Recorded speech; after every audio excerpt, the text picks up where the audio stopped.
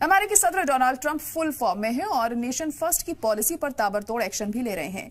ऐसे में अपने दोस्तों को खुश करने के लिए वो लगातार अजीबोगरीब फैसले भी लिए जा रहे हैं। इजराइल पर हौसियों, हमास और हिजबुल्लाह के जबरदस्त हमलों के बाद से अब वो लगातार हौसी और ईरान को धमकियां दे रहे हैं, जिसका उनको मुंहतोड़ जवाब भी मिल रहा है। देखिए रिपोर्ट।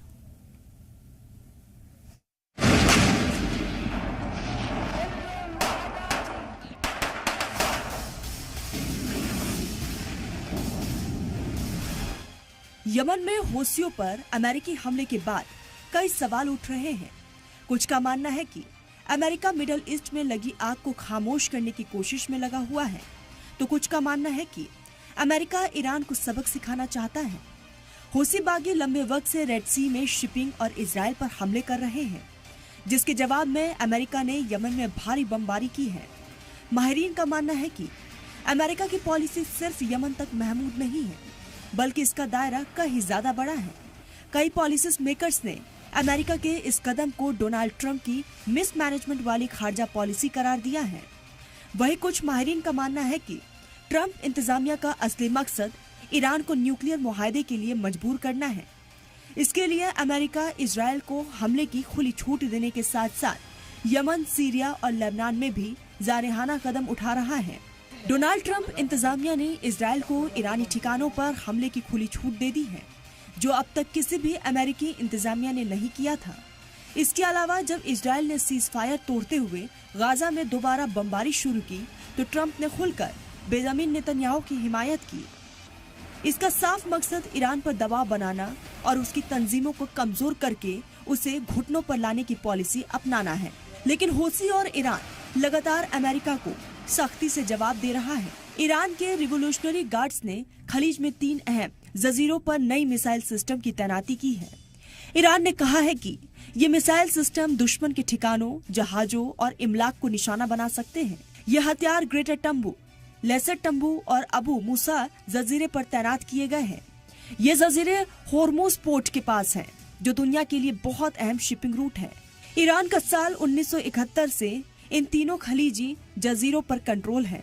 ईरान की तरफ से मिसाइल सिस्टम की तैनाती ऐसे वक्त में हुई है जब अमेरिकी सदर डोनाल्ड ट्रंप ने तेहरान को न्यूक्लियर प्रोग्राम पर बातचीत फिर से शुरू करने के लिए कहा है। ऐसा न करने पर ट्रंप ने ईरान पर फौजी कार्रवाई की वार्निंग दी है, जिस पर ईरान ने सख्त रद्द अमल जाहिर किया है। ईरान के खलीज में मिसाइल सिस्टम की तैनाती के अलावा अमेरिका ने भी इलाके में अपनी फौजी मौजूदगी बढ़ाई है। ईरान की तैनाती से इलाके में अमेरिका के साथ उसकी तनातनी बढ़ सकती है। एक रिपोर्ट के मुताबिक इस्लामिक रिवोल्यूशनरी गार्ड ने कहा कि हमारी पॉलिसी है कि हम इन जजीरों पर ताकत बढ़ाएं।